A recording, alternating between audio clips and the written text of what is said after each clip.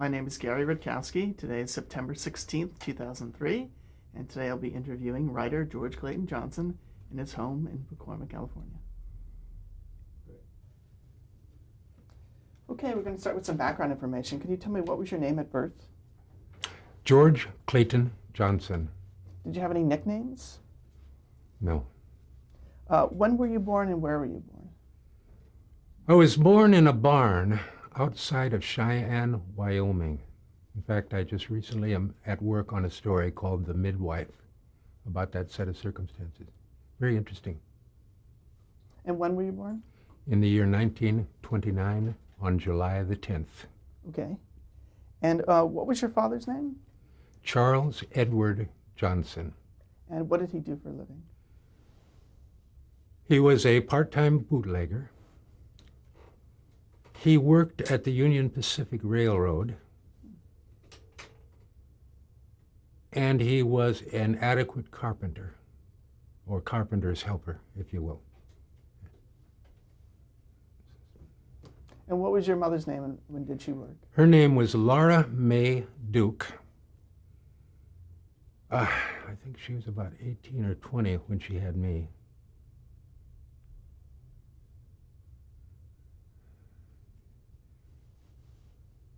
Yeah, Laura May Duke. And did you have any brothers or sisters? Yes, I had a great number of them. I had an older brother, Charles Edward Johnson, Jr., had a sister named Ramona May Johnson, had a brother named Ronald Lee Johnson, and then there's Lola Merle Duncan, who's a half-sister, and Judy Duncan, and then three other kids who were born dead. One was a twin of Judy, who was named June, and the other one wasn't born dead. It died at the age of 23 months through suffocation on one of those winter nights in Wyoming with too many blankets, and the kids got tangled up in each other and suffocated each other. It was a terrible thing. Their names were Kenneth and Kathleen, and that is all I really can remember about the names of my brothers and sisters. And you were growing up in Wyoming? Well, I was growing up everywhere. I was the family was divorced when I was 5, so I was uprooted. And I was with my mom, and my mom would go from relative to relative to relative. We'd go to Texas. We'd spend some time, and then they would get up enough money to ship us back to Wyoming, and then we would go to Oklahoma, or it would just go like that from place to place. I must have changed schools during the early years, 12 or 15 different times. Enroll into school, be in it for a month and a half. Transcripts were always following me. They always sort of took me at where I was after I got older. I failed the 6th grade, had to take it twice.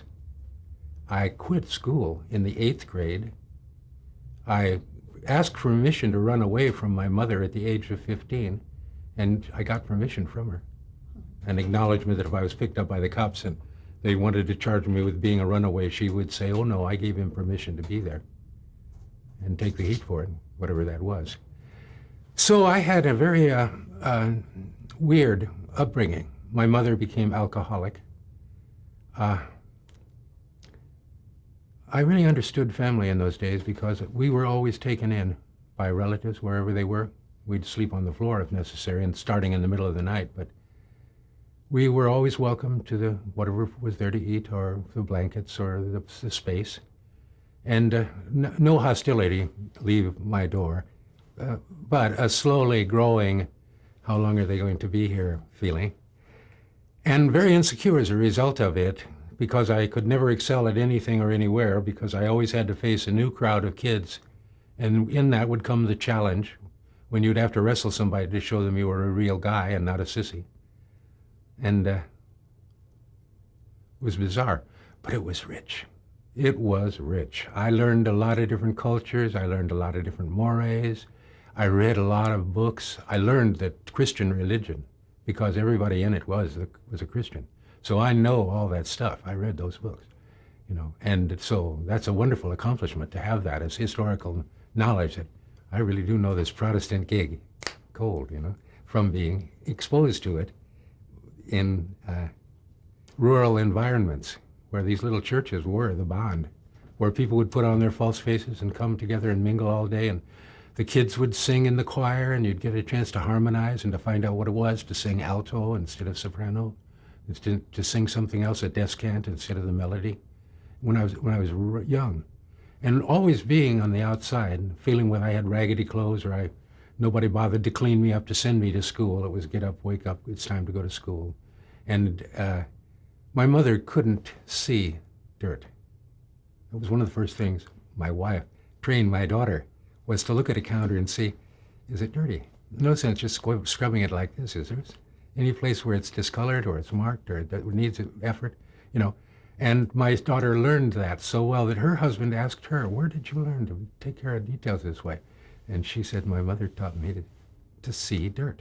What were some of your other early influences? Were you listening to the radio at all? Yes, I was a devoted fan of the radio from the time I was 7 years old. I think about that time was the time I saw my first movie. My first movie was The Ghost Goes West, which had a better title than the story. But the most incredible movie I ever saw, the one that just took me off, was Frankenstein. When I saw Frankenstein at about the age of 9 or 10, staggering, something to never be forgotten, something to be terrified of, just so wonderful. And was this the sort of Saturday matinee? Yeah, there were 2 or 3 pictures for a dime. We had a cute trick, me and my friends. We found out that the usher, the guy who tore the tickets, had a thing with the girl who sold the tickets in the little box office. But if you came up to him and you had a cherry Coke, a little container from the pharmacy, cherry Coke, and offered it to him, he would take it, and then he would let you 2 or 3 of you go on in. So for 10 cents, if you spent it on a cherry Coke and bribed the guy, and sometimes only one guy to get in, and then he would go to the exit door, which was carefully shielded from everything, and let us in, and we would have the run of the theaters. So in my ragamuffin early years, without supervision, I ran the alleys of Cheyenne. I made money for myself every day by some task. We would collect the cardboard boxes that the merchants would throw away from the department stores when they unpacked the boxes. But if they had lids on them and if they folded up properly, we could stack them and nest them together and carry 10 or 15 of them at one time, like a towering mountain of cardboard boxes, to the Wigwam Bakery in Cheyenne and give them to the guy, and he would inspect them, and if they were good, he would give us a nickel for 2 of them, so we could get 30, 35, 40 cents just from cardboard boxes in the morning. And you can't imagine the things we did with ice that we got out of box cars that parked near the ice plant to unload all their produce and all that stuff, and then the ice is draining away and they're about to put fresh ice in it. But while they're there, we go and we open those hatches and we climb down with the ice tongs and the thing, and we cut it up into chunks and we pull it up and we put it onto wagons and we wheel it through the city early in the morning, and we're selling it for 15 or 25 cents a chunk, and women are running outside because there are no refrigerators. It's ice boxes. And they would take these things and put them into their ice boxes, and so again, we could make 60, 80, $1.50, $3 just by transporting this ice and selling it and finally abandoning it, and meanwhile tasting it in July hot days in Cheyenne was a wonderfully rich experience to write about. I mean, to write about the first experience of going to a lake unsupervised and swimming with the kids, all the different creeks that have attracted me throughout my lifetime. I'm fascinated by running water. I've got it in my backyard. The sound of water moving is so soothing to me. Now, when you were first on your own, how were you earning a living? Before I was on my own, I could eventually manage to get a job at one of the 3 different shoeshine parlors in town. One near the Princess Theater was called the Princess Hat Shop. And an old Greek cleaned hats, and the hats were big in Wyoming, felt Stetsons, and clean them and do all that stuff. But he had a little row of shoeshine places, and he would hire a boy to shine the shoes, and he'd give him part of the money, and so you could earn enough money to go to movies or stuff like that just by shining people's shoes. But I took it as an art form, and I started learning how to do things with the cloth and how to make it snap in a certain way, and how to do things with the brushes that would capture the eye and make you feel efficient and be businesslike and earn you a big tip. And so I ended up collecting a lot of tips so that when I left home, I got a job in the Hollywood Shine Parlor in Casper, Wyoming, which was inside of the Whitley Hotel, which was on the main corner of the entire city. And in that place, I shined shoes, I tuned the radio, I learned to be a people pleaser. I learned to admire their feet, their shoes. My God, I haven't seen anything like this in a long time. Where do you get a pair of shoes like this? Empty thing to flatter the damn shoes. While I did this, gave him the music to read, offered him newspapers, put him opposite a mirror so he could look at himself. In a very clean environment, I kept it really shiny. It was like you'd step in a little glittering hat box, get your shoes shined, get entertained, pleased. And you could tell when they really wanted to be left alone and to read a paper, and how to do it very deliberatively, how to share the space and be companions without trying to gain his attention, you know. How long did you do that for? I did it from the time I was 15 and could legitimately lie about being 16, which could get you in a pool hall and get you sort of treated half-assed like an adult. They wouldn't be surprised to see you driving a car at 16. So at 15, I left home. By the time I was 17, almost at my birthday, little beyond that, I joined the Army. I got my mother's permission, got her to sign the document. I enlisted in the Army for 3 years. I went off with those folks. I ended up in Latin America, in Panama. What years was that? 46 to 49, 1946 to 1949. And for 3 years, I served in the Signal Corps of the United States Army. And I was a cartographer. And I kept record of the maps. I drew maps. Was this your own choice, or this is what you were assigned? I was assigned a number of things. One thing I was trained for in a technical school, they were looking for high IQs to assign various MOSs to, and their highest MOS for all purposes was weather. If you were really a shifty guy, you could work in their weather department trying to psych out what the hell do all this swirls and isobars and isotherms mean and learn the geometry of it all. Or if you had a little lesser IQ than that, they needed people in communications to be telegraph operators. People who could use a key, click-clock, click-click, click-clock, click-clock, and send letters over a wire from town to town because there weren't no telephones, there weren't no linotypes. Communication was back and forth through the railroad system, essentially, and they had station agents, and these agents could take messages and or telegrams and transmit them over vast distances where they would be recopied and then maybe blurred, and then recopied again and mailed again and finally recopied again and delivered in Los Angeles from the East Coast, and they would come through these western towns. This particular town was called Iliff, and it was, no, Sedgwick, and it was between Iliff and Sterling, which is a very fringe part of the eastern part of Colorado outside of Denver. But the railroad that snaked its way across the country and finally ended up at Cheyenne went through those places. That's why they become communities in the first place. I was born about the time that railroad was being put in and established. I was born with the freight train. You know, that was a part of my birth. But I was a grown man before I ever saw a television set. Grown man. I've stood on a street corner and looked inside of a store where they had them on display and watched Milton Berle and Jack LaLanne and a whole bunch of very strange people. Was that your first time you saw television? Was that exactly? Yeah, that exact moment, standing there watching. I got it all confused with roller derby. That was a big thing those days. Liberace, the piano, he was a big thing those days. Uncle Milton, he was a big thing those days. There were a number of these people, and then a lot of other people who were sort of coming and going on television. And I was fascinated by it from the time that I first saw it because, as you said, influences, radio. I wrote a whole article about radio called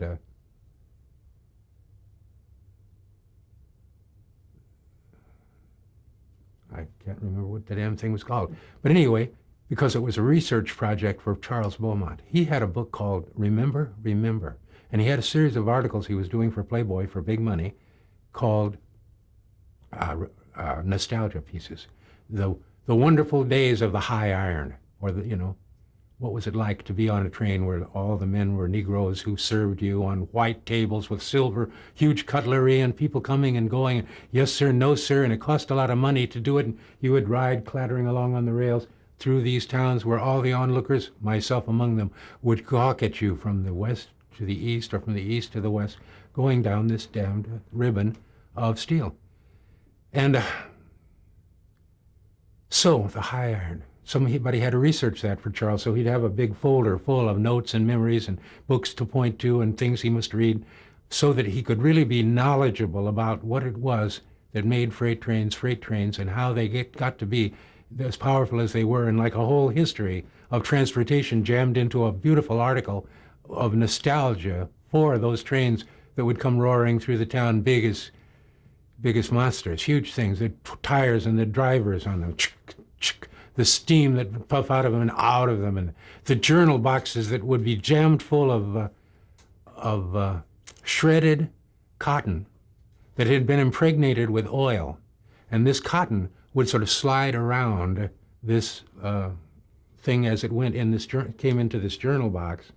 You could open it or close it, and it would grease the wheels so that the wheels down at the bottom there were receiving a lubrication that they got largely from this saturated cloth that rubbed against and swiped down this. And if there wasn't enough lubricant in one of those cars, and you didn't check those cars, as the station agents had to do, they trained us not only to use the telegraph key, but to man the agency as an assistant to the guy who would take breaks and see if you could handle the traffic and talk to your friends on the telegraph.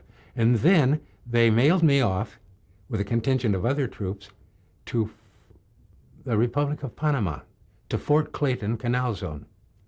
Well, when we got down there, we discovered that there was no railroads here, and therefore there was no need for a telegraph operator. And they could transfer me over to their people, but we did a Morse code while they did a Marconi kind of a thing. And it's a whole different sets of visas and spaces and letters. Just enough transpositions that I guess you could do both, but it would be a trick.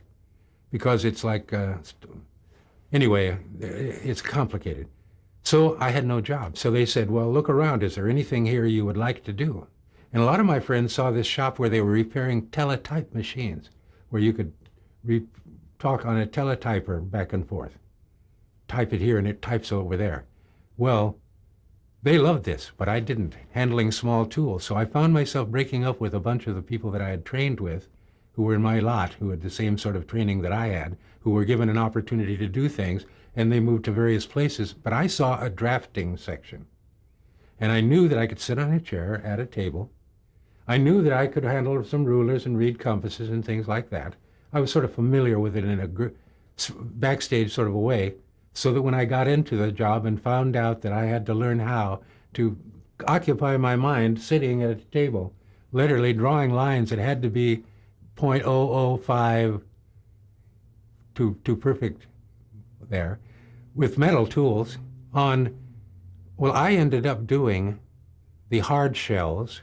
They have a paper like a manila folder, but it comes in big sheets. And they use this to draw the initial maps on. They plot, because it's dimensionally stable, and it gets stamped or something like that, it won't become larger, and all their measurements go off skew. So now they can measure out things. Well, there's a group of islands just off the coast of the Republic of Panama called the Perlas Islands.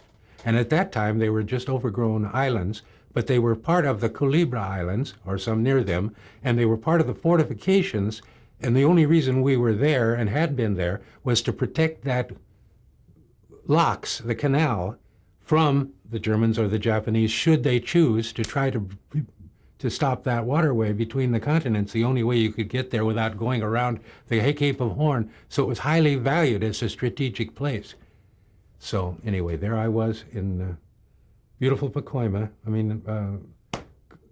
Fort Clayton Canal Zone, going off to this place called Rincon, where I would draw these maps, which were a 14-page set, which were then used to transport to the big Washington place, historical place where they keep books in Washington. I can't think of the damn slogan for it, but Anyway, there I was, right drawing these maps. A general came to inspect. He walked through these shops, importantly, here and there. I was at this table. He stopped by me. Well, son, what are we doing here? Well, General, I'm explaining to him the process that I'm at the stage of drawing the original maps from which they will draw the maps. And the reason that I was drawing these maps was to locate the fire control systems, which was to say the underground cables that had been installed there during World War II, from whence they had connected all their apparatus throughout these islands, but then they had picked up after World War II. They had left, they had removed most stuff there. It was mostly wreckage. Where the hell did the cables go? The cables had to be sort of searched out, transited in, made notes, books. It all had to be recorded and inspected to find out, was it usable, what should happen to it, where did it go, what kind of strategic communication systems did we have in the Perlas as part of the United States Army Caribbean, which was there for the purpose of protecting the locks. Now, how did you end up getting discharged from the Army? Months before my enlistment was up, they said, hey, we're glad to get rid of you, good behavior and all of that. So we're willing to sign you out now and call it 3 years. But you can go home a month early, like a leave of absence for a month before you are officially out of the service. You won't be out of the service, but you can go home. And then we'll send you a telegram and all the paperwork, honorable discharge, all these beautiful, brilliant documents you need. And we'll send them to you then. But meanwhile, here's the means to go home. So I found Did you go back to Wyoming, or? No, I met a girl on Pontchartrain Beach, where I had gone to get a break from these barracks where they were mustering us out and filling us in and collecting all the goods they got from us and making sure they had all their T's dotted and taking care of us and boring us to death because we knew we were out but not yet out. So I went to the beach and I met this absolutely beautiful girl who was an amazing acrobat. She was a pro, but she was about 16, going on 17, I guess, at that time. Her name was Mary Terry. Her mother was with her. And she was doing various exercises, like take hold of your leg and hold it up over your head. Or, a lot of amazing stuff. One thing she did, which was really most amazing, was she would grip this mouthpiece of this apparatus, a brace of some kind, and it would have a mouthpiece on it. She would grip the mouthpiece, then she would sort of stand up, slowly get up to where she was, like standing on her hands with this thing in her mouth, and then slowly lift her hands off the ground so that she was holding with the mouthpiece, standing straight up, to a bunch of drinkers sitting in a saloon where she was booked for most of the things that she got booked by. And as a child, kind of a unique thing. And people would hold their breath, afraid to move, for fear that this girl would fall and break her neck. I mean, if anything is wrong here, my God Almighty. And then she'd come back down, da-da-da, ta-da-da-da-da-da. And Mary had a series of really remarkable contortions that she could do with her body. I fell in love with her.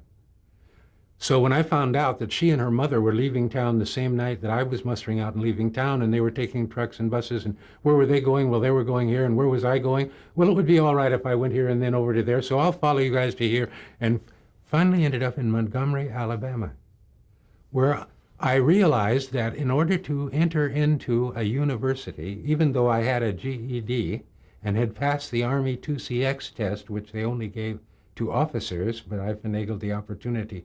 It was called a culture test to find out were you ready.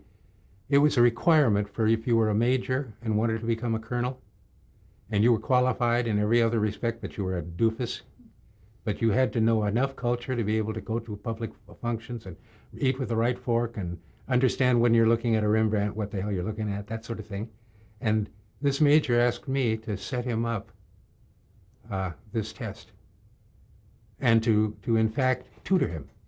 And he would give me leave from my duties to go to the public library and do whatever was necessary for me to bone up on the subject of culture. What was it? How could he get it? So you tutored someone and then took the test yourself? And then asked him to get me permission to take the test at the same time. And it was only a pass or fail. That was it. Pass or fail. How did you end up from Alabama to California? I had been in school for maybe 5 months, something like that. I had enlisted in the School of Architecture at the Alabama Polytechnic Institute in Auburn, Alabama, known as Auburn.